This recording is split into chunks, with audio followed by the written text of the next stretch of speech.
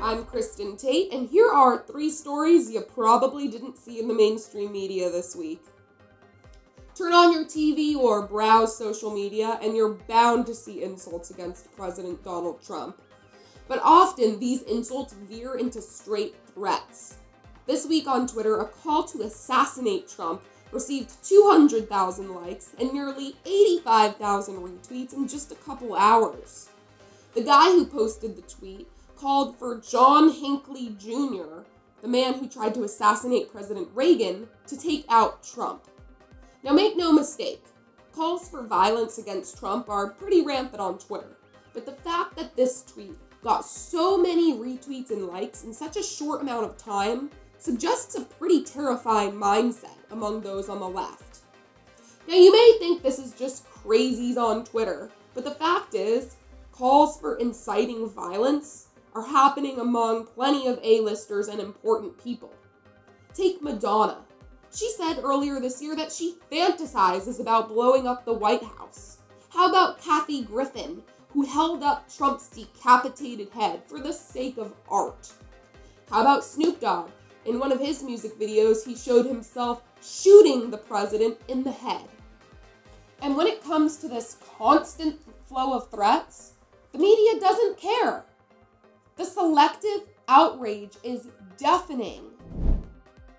Left-wing statue topplers started by targeting Confederate monuments, but it was only a matter of time before they targeted other celebrated historical figures too. An indigenous student group at the University of Wisconsin-Madison held a die-in to protest a statue of President Abraham Lincoln. The activists are demanding that the statue be taken away, and now they're also demanding that if it's not taken away, a disclaimer be put on it saying that Lincoln was complicit in the murder of Native Americans. Now, Lincoln is typically considered our nation's greatest president because, he abolished slavery and kept our nation together during its darkest hour. So why are these protesters so angry? Well, according to the group, their biggest issue is that Lincoln ordered the execution of Native men. One protester told the school paper that the group additionally wants everyone to know that Lincoln himself was a slave owner.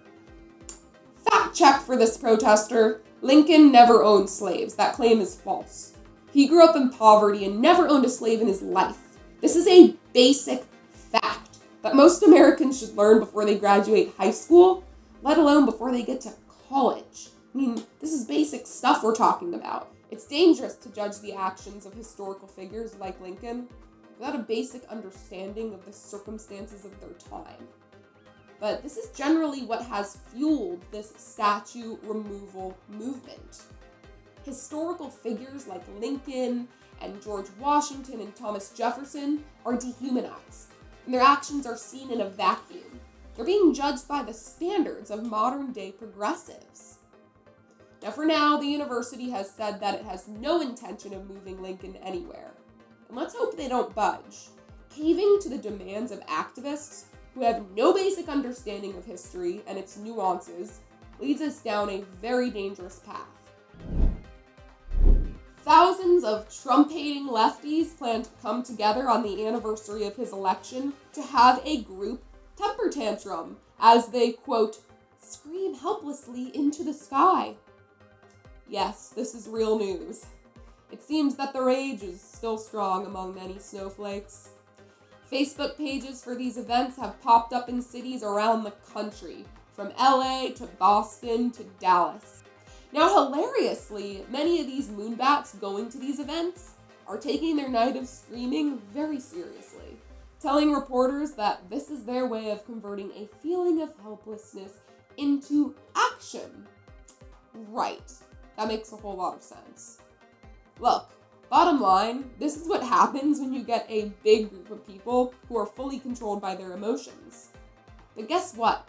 Working Americans in Middle America, they're fed up with this nonsense. In fact, it's this exact kind of behavior from self-pitying, perpetually enraged morons that's going to make it easier for Donald Trump to win a second term.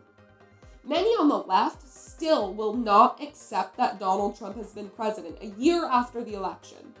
And instead of having a productive national dialogue about how we can better the country together, many progressives are only interested in resisting Trump and blocking progress. Just look at Congress. The Democrats have become the party of no. They have no interest in working for the American people. Look, I certainly did not like Obama, but I accepted the fact that he was my president. You didn't see libertarians or conservatives rioting, destroying property, and collectively screaming at the sky to protest Obama. But, at the end of the day, you just gotta laugh at these morons. While these left-wing loons scream their brains out on November 8th, the rest of us will be getting a good night's sleep in our beds so we can get up in the morning and go to work. I'm Kristin Tate, and this is The Buzz.